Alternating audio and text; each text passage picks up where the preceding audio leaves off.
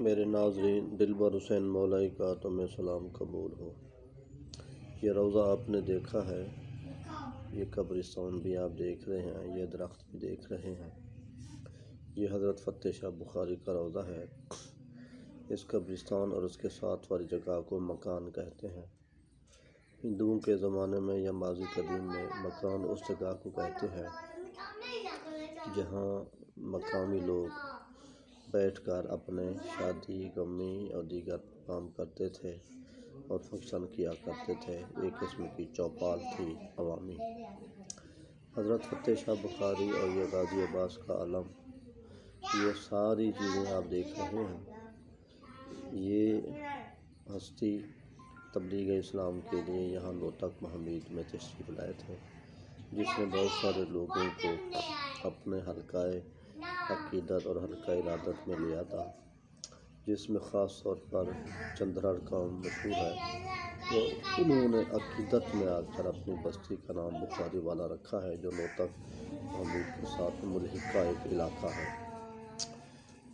لوتک محمید تحصیل کوٹ چھوٹا، ضلع ڈیرہ غازی خان کا ایک مشہور تاریخی قصبہ ہے، جو 15ویں صدی میں آباد ہوا۔ توسے سے دوسری طرف سنجرانی قوم سے تعلق رکھنے والے دو سردار لوتک خان اور سردار محمید خان بھائی یہاں پر تشریف لائے۔ انہوں نے اس قصبے کی بنیاد رکھی۔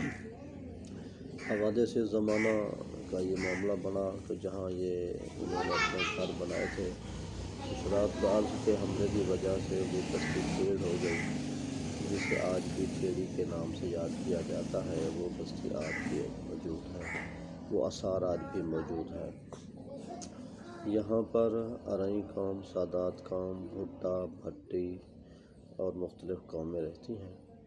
گرد و نواح میں ان علاقوں میں کھیڑے، چھجڑے، ایری اور کھوجے اور ٹالپ رہا کرتے تھے، مگر اب یہ ساری قومیں یہاں پر موجود نہیں ہیں۔ ان کی جگہ پر لڈی کھوسے، وڈانی کھوسے، گرچانی، گوندر، چندرڑ اور مریدانی، جلبانی، یہ قومیں آباد ہو گئی ہیں اور ان دور حاضر میں سعودی عرب میں جا کر زمینیں خرید رہی ہیں۔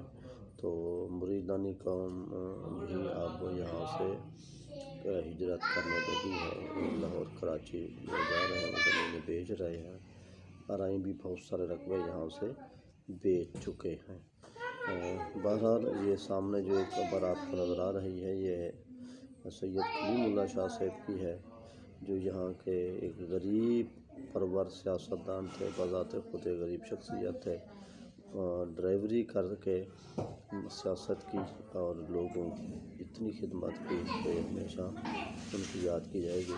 اور ساتھ ہی یہ امام بارگاہ آپ کو نظر آ رہا ہے، یہ وہ مرکز ہے حسینیت کا۔ پیغام حسینیت یہاں سے عوام تک پہنچائی جاتی ہے۔ علماء کرام آتے ہیں، ذاکرین آتے ہیں، مختلف قسم کی علمی ادبی شخصیات یہاں پر آتی ہیں۔